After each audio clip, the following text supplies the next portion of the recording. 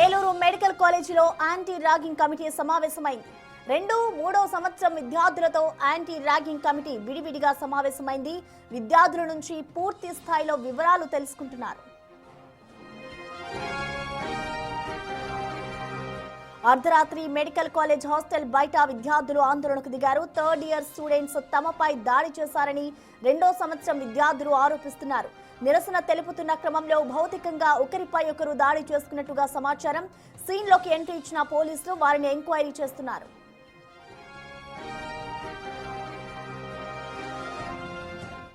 Ragging కి సంబంధించిన complete updates ని మా ప్రతినిధి సాగర్ లైవ్ ద్వారా అందిస్తారు.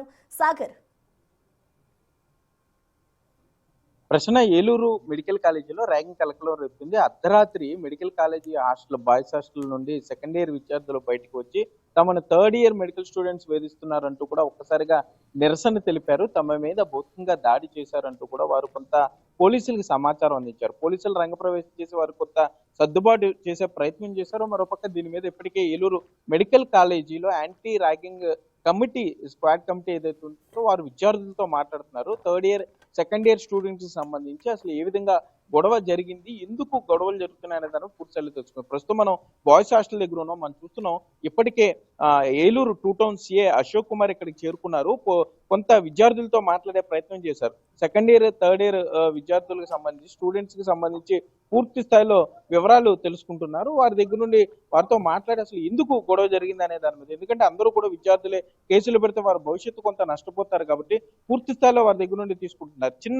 చిన్న తగాదాలు, చిన్న మనస్పర్ధలతోనే వారు ఈ స్థాయి వరకు చేరుకున్నారు అనేది గమనించారు. ఇప్పటికే మెడికల్ కాలేజీకి సంబంధించి యాంటీ ర్యాగింగ్ ఏదైతే కమిటీ ఉంటుందో ఆ కమిటీ కూడా పూర్తి స్థాయిలో విద్యార్థుల నుండి సమాచారం తీసుకున్నారు. మీరు ఏదైతే చూస్తున్నారో ఈ హాస్టల్ భవనంలోనే second year third year students ఉంటారు. వారు ఒక్కసారిగా ఒకరి మీద ఒకరు భౌతికంగా దాడులు చేసుకునే పరిస్థితి వరకు వచ్చిందని చెప్తున్నారు. థర్డ్ ఇయర్ స్టూడెంట్స్ కొంత వల్గర్ గా బిహేవ్ చేయడం, కొంత అసభ్యంగా ప్రవర్తించడంతోనే గొడవ ఘర్షణ మొదలైందంటూ సెకండ్ ఇయర్ మెడికల్ స్టూడెంట్స్ ఆరోపించే పరిస్థితులు ఉన్నాయి. ఇప్పటికే 2 టౌన్ సిఏ అశోక్ కుమార్ కొంత విద్యార్థులతో మాట్లాడారు. ఆయన మాట్లాడించే ప్రయత్నం చేద్దాం, అసలు ఏ విధంగా ఏంటి అనేది. సరే, ఏంటి విద్యార్థులతో మాట్లాడారు, విద్యార్థులు ఏమంటున్నారు, మీతో ఏం చెప్పారు?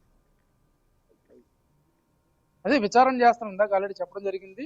దీని మీద విద్యార్థులను ఒక్కొక్కరిని కూడా విచారించి, అలాగే ఈ కాలేజీలో ఉన్న ర్యాగింగ్ కమిటీకి సంబంధించి వాళ్ళని కూడా విచారించి గతంలో ఏమైనా కంప్లైంట్లు ఉన్నాయా, ఇప్పుడే ఫస్ట్గా దీని గురించి ఏమైనా గొడవ జరుగుతుందనేది కూడా విచారించి చర్య తీసుకుంటాం. సరే, ఏంటి థర్డ్ ఇయర్ కి సెకండ్ ఇయర్ స్టూడెంట్స్ కి మధ్య గొడవ ఎందుకు వచ్చిన గొడవ? అంటే మా ప్రైమరీ ఎంక్వైరీలో ఏంటంటే వీళ్ళ మధ్య చిన్న భేదాభిప్రాయాలు ఉన్నాయి సెకండ్ ఇయర్కి ఫైనల్ ఇయర్కి మధ్య. రీజన్ ఏంటంటే వీళ్ళు 1 ఇయర్ ఆల్రెడీ ఫార్వర్డ్ అయ్యారు.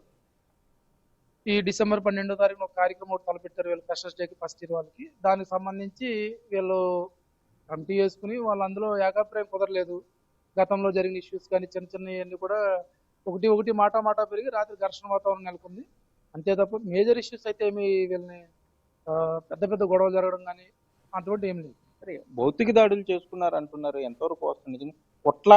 కొట్టుకునే స్థాయికి వచ్చిన గొడవలు, మనస్పర్ధలు జనరల్గా 10 ఇటు 10 మంది అటు 10 మంది ఉన్నప్పుడు ఘర్షణ వాతావరణం నడుపుకున్నప్పుడు ఒకరినొకరు తోసుకోవడం జరుగుతుంది.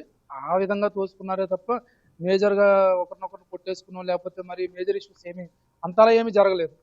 జనరల్గా సాధారణంగా ఒక 10 మంది అటు ఇటు 10 మంది కూర్చున్నప్పుడు చిన్నపాటి ఘర్షణ వాతావరణం నెలకొన్నప్పుడు ఒకరినొకరు తోసుకోవడం జరుగుతుంది. ప్రజెంట్ అయితే మాకు వచ్చిన సమాచారం ప్రకారం అంతవరకే తెలిసింది.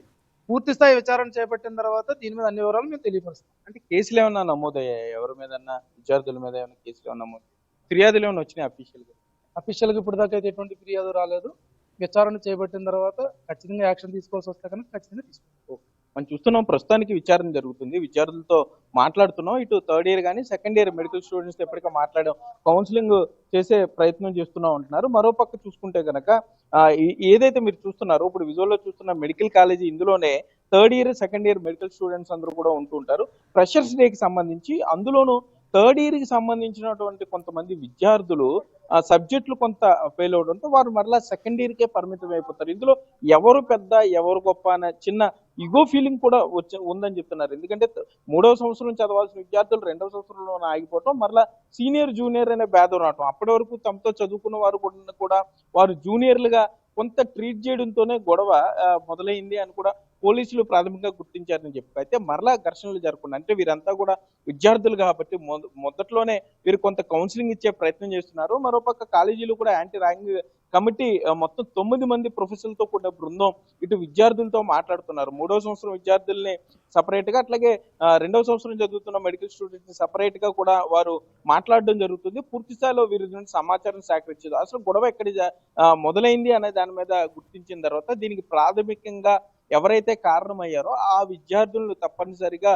కాలేజీలో సివియర్ పనిష్మెంట్ ఉండబోతుందని కూడా మెడికల్ కాలేజీ ప్రిన్సిపల్ సావిత్రి అయితే చెప్పే పరిస్థితులు ఉన్నాయి. మరోపక్క అర్ధరాత్రి చూస్తే అర్ధరాత్రి హాస్టల్ బయటకు వచ్చి సెకండ్ ఇయర్ విద్యార్థులందరూ కూడా కొంత నిరసన తెలిపారు. పోలీసులు రంగప్రవేశం చేసిన తర్వాత కొంత అది సద్దుమణిగే అవకాశం వచ్చింది. ఇప్పటికే యాంటీ ర్యాగింగ్ కమిటీకి తాము ఎన్నిసార్లు చెప్పినా వారు వినిపించుకోలేదంటూ కూడా స్టూడెంట్స్ కొంత చెప్పే పరిస్థితి. రాత్రి నిరసన తెలిపేటప్పుడు కొంత వారు ధైర్యంగా మాట్లాడినా కూడా ఉదయాన్నే మరలా ఇటు ప్రొఫెసర్లకు కానీ లేకపోతే ఇటు తల్లిదండ్రులు చెప్పిన సూచనలతో కానీ మరలా కొంత నిజాలు బయటికి చెప్పడానికి కొంత సందేహించే పరిస్థితులు ఉన్నారు. మరోపక్క పోలీసులు కూడా ఒకటే చెప్తున్నారు, విద్యార్థులు కొంత జాగ్రత్తగా ఉండాలి. ర్యాగింగ్ చేసిన చాలా కఠిన చర్యలు ఉంటాయి, జీవితాన్ని కోల్పోతారు. 7 ఏళ్ల కఠిన కారాగార శిక్ష ఉంటుంది కాబట్టి చట్టాలను దృష్టిలో పెట్టుకునే విద్యార్థులు చదువు మీదే దృష్టి పెట్టాలంటూ కూడా పోలీసులు హెచ్చరించే పరిస్థితులు అయితే ఇక్కడ ఉన్నాయి ప్రసన్న.